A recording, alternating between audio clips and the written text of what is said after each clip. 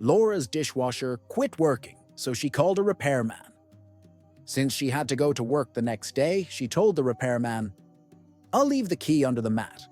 Fix the dishwasher, leave the bill on the counter, and I'll mail you a check.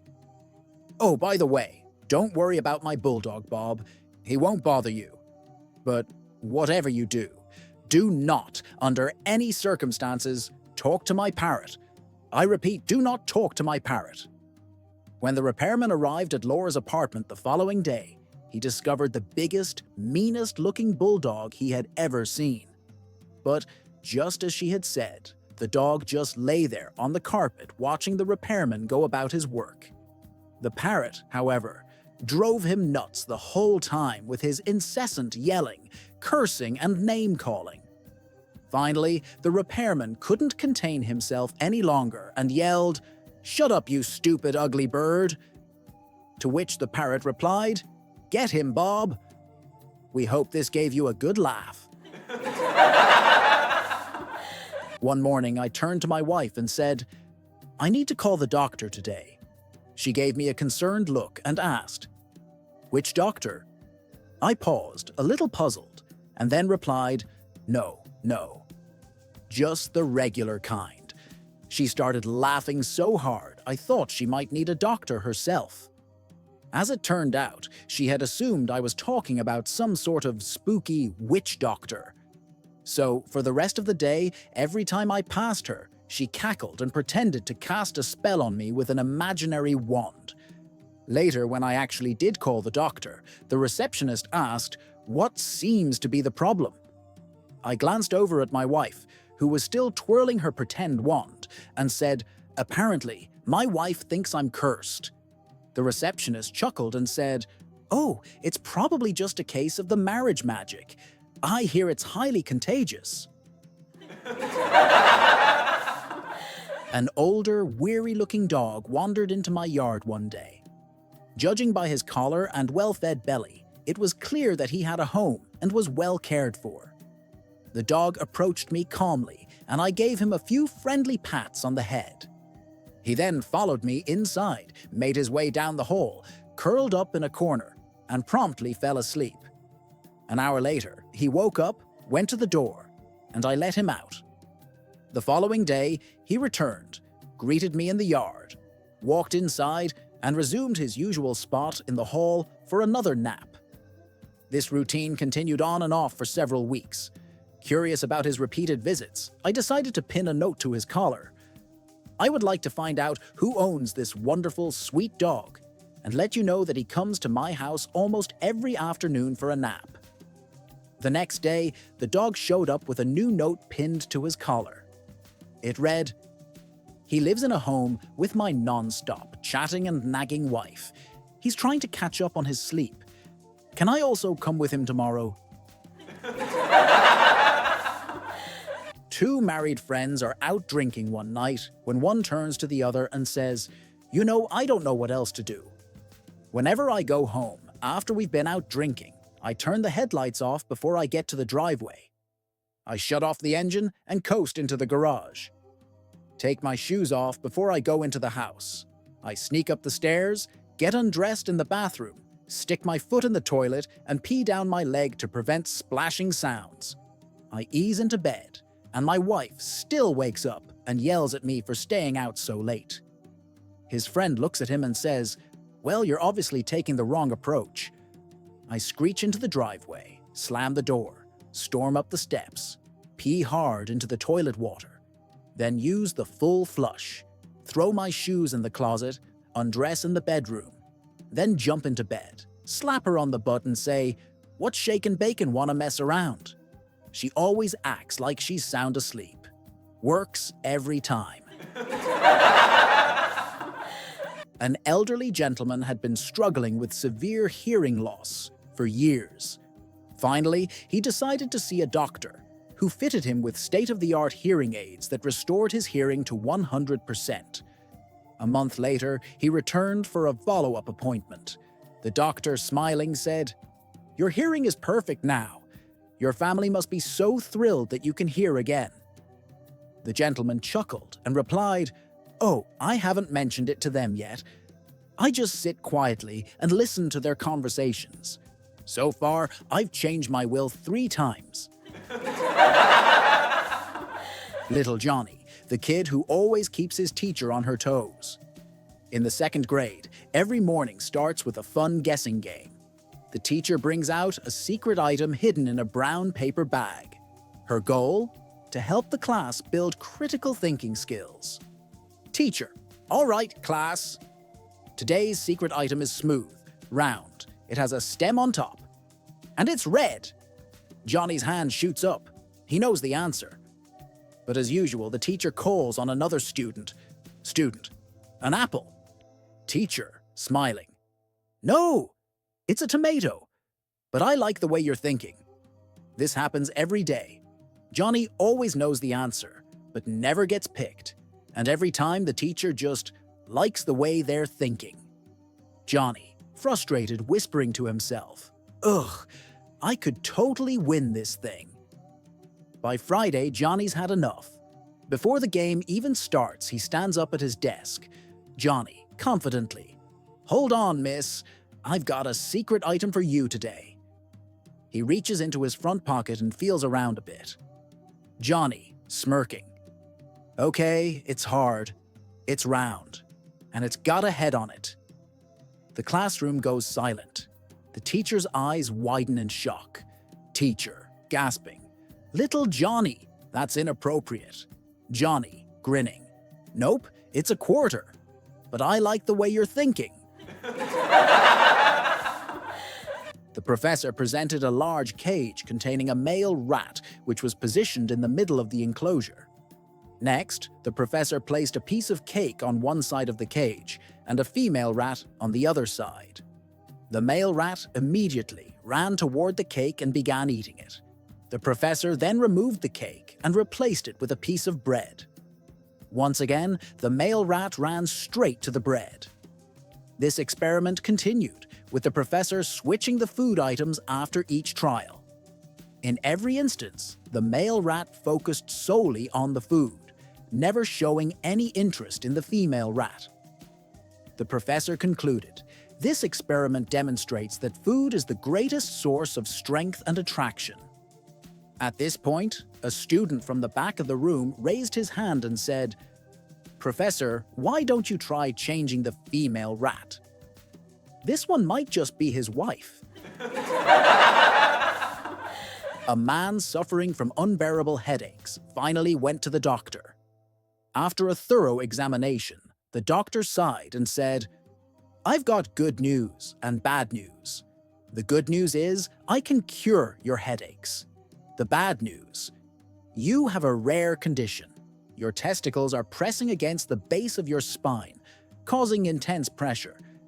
The only solution is to remove them. The man was horrified.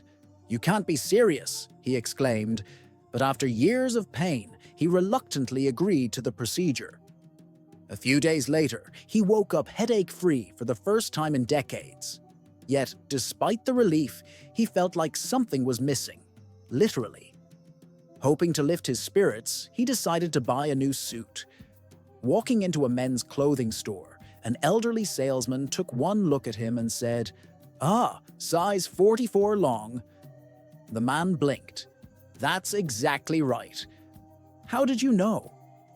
Son, I've been in this business 60 years, the salesman said with a proud grin. Impressed, the man tried on the suit. It fit like a dream. The salesman then suggested a shirt. Let's see, 16.5 neck, 34 sleeve. Once again, a perfect fit. Might as well grab some new underwear too, the salesman added. You're a size 36, the man chuckled. Gotcha. I've been wearing size 32 since I was 18. The salesman shook his head and leaned in. Son, you can't wear size 32. That would press your testicles against your spine and give you one of a headache. Two friends were driving through Texas when they got pulled over by a state trooper. The trooper walked up to the driver's window and tapped on it with his flashlight. The driver rolled down the window, and the trooper gave him a stern look. The driver asked, "What's going on, officer?" The trooper replied, "In Texas, son, you have your license ready by the time I get to your window." The driver quickly apologized. "Sorry, officer, I'm not from around here." The trooper checked his license, found it all clear, and handed it back. Then he walked around to the passenger side and tapped on that window.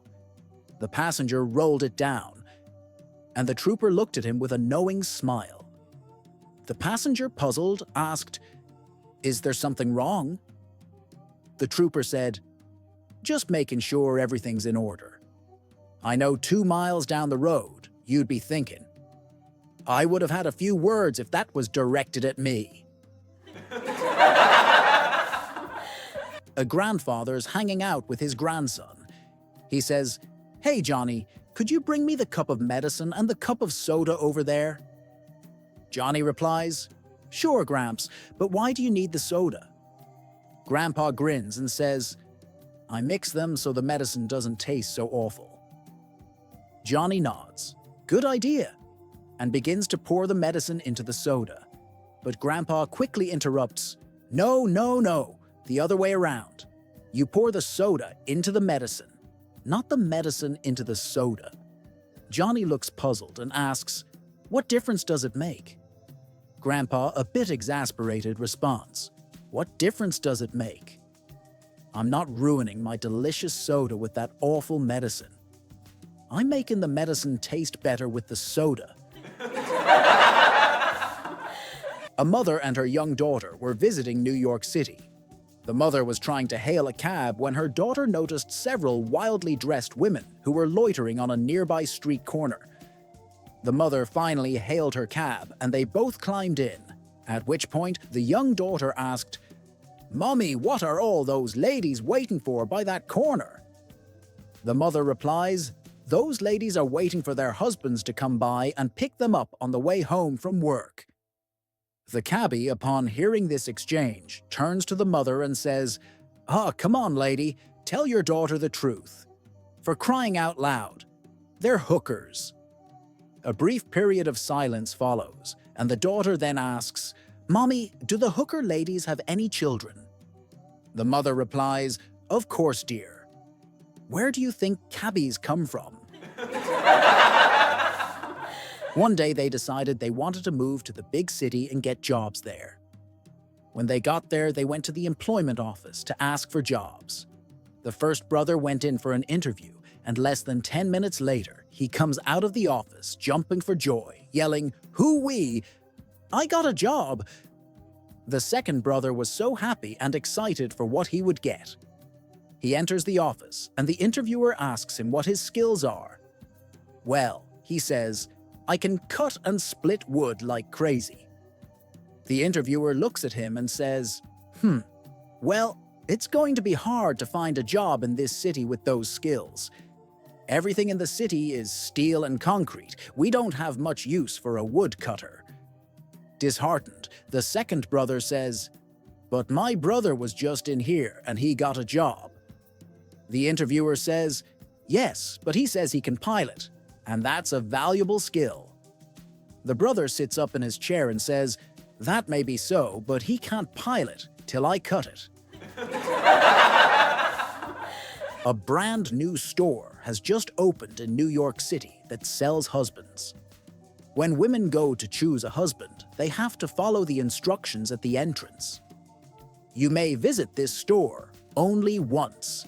There are 6 floors, and the value of the products increase as you ascend the flights. You may choose any item from a particular floor, or may choose to go up to the next floor, but you cannot go back down except to exit the building. So, a woman goes to the husband store to find a husband. The first floor sign reads, "Floor 1, these men have jobs." The second floor sign reads, "Floor 2, these men have jobs and love kids." The third floor sign reads, "Floor 3, these men have jobs, love kids, and are extremely good looking." Wow, she thinks, but feels compelled to keep going. She goes to the 4th floor and the sign reads, "Floor 4, These men have jobs, love kids, are drop-dead good-looking and help with housework. "Oh, mercy me," she exclaims. "I can hardly stand it." Still, she goes to the 5th floor and the sign reads, "Floor 5. These men have jobs, love kids, are drop-dead gorgeous, help with housework, and have a strong romantic streak." She is so tempted to stay, but she goes to the 6th floor and the sign reads, "Floor 6. You are visitor 31,456,012 to this floor. There are no men on this floor. This floor exists solely as proof that women are impossible to please. Thank you for shopping at the husband store." One afternoon, a sweet 5-year-old girl went to visit her grandmother. As she played with her dolls, her grandma busily dusted around the house. Curiosity sparked in the little girl, and she suddenly looked up and asked, "Grandma, how come you don't have a boyfriend?" Without missing a beat, Grandma smiled and replied, "Oh, honey, my TV is my boyfriend. I can sit in my bedroom and watch it all day. The TV evangelists keep me company and lift my spirits. The comedies make me laugh. I'm perfectly happy with my TV as my boyfriend." Satisfied with the answer, the little girl went back to her dolls while Grandma turned on the TV. But the picture was all fuzzy, and no amount of knob twisting could fix it. Growing frustrated, Grandma started giving the TV a few good whacks, hoping that would solve the problem. Just then, the doorbell rang. The little girl ran to the door and opened it to find Grandma's minister standing there. With a warm smile, the minister asked, "Hello, young lady. Is your grandma home?" The little girl, without hesitation, responded, "Yep. She's in the bedroom banging her boyfriend." The look on the minister's face? Priceless. A farmer is sitting in the neighborhood bar getting soused. A man comes in and asks the farmer, "Hey, why are you sitting here on this beautiful day getting drunk?" Farmer, "Some things you just can't explain." Man, "So what happened that is so horrible?" Farmer, "Well, if you must know, today I was sitting by my cow milking her. Just as I go the bucket about full, she took her left leg and kicked it over." Man, "That's not so bad. What's the big deal?" Farmer, "Some things you just can't explain." Man, "So then what happened?" Farmer, "I took her left leg and tied it to the post on the left with some rope. Then I sat down and continued to milk her. Just as I got the bucket about full, she took her right leg and kicked it over." Man, again. Farmer, "Some things you just can't explain." Man, "So, what did you do then?" Farmer, "I took her right leg and tied it to the post on the right." Man, "So then, what did you do?" Farmer, "I sat back down and continued to milk her. And just as I got the bucket just about full, the stupid cow knocks over the bucket with her tail." Man, "Wow, you must have been pretty upset." Farmer, "Some things you just can't explain." Man, "So then, what did you do?" Farmer, "Well, I didn't have any more rope, so I took off my belt and tied her tail to the rafter. At that moment, my pants fell down, and my wife walked in." When Uncle Charlie passed away, Bill inherited his uncle's prized Amazon parrot, a fully grown bird known for its foul language and rude demeanor. Every other word from the parrot was an expletive, and the rest were far from polite. Determined to change the bird's ways, Bill tried everything he could think of, using polite words, playing soothing music, and setting a good example. But nothing seemed to work. Frustrated, Bill yelled at the parrot, but the bird only became louder and more defiant. He tried shaking the parrot, but that only escalated the bird's anger and vulgarity. In a moment of desperation, Bill decided to put the parrot in the freezer. For a few moments, he heard the bird squawking, kicking, and screaming. Then suddenly, there was silence. Bill worried that he might have harmed the parrot and quickly opened the freezer door. To his surprise, the parrot stepped calmly onto Bill's arm and said, I am truly sorry for my previous behavior and any offense I may have caused. From now on, I will endeavor to be more respectful and considerate in my actions and words." Bill was astonished by the sudden change in the parrot's demeanor and was about to inquire about what had caused such a transformation when the parrot continued, "By the way, what did the chicken do to make you so upset?"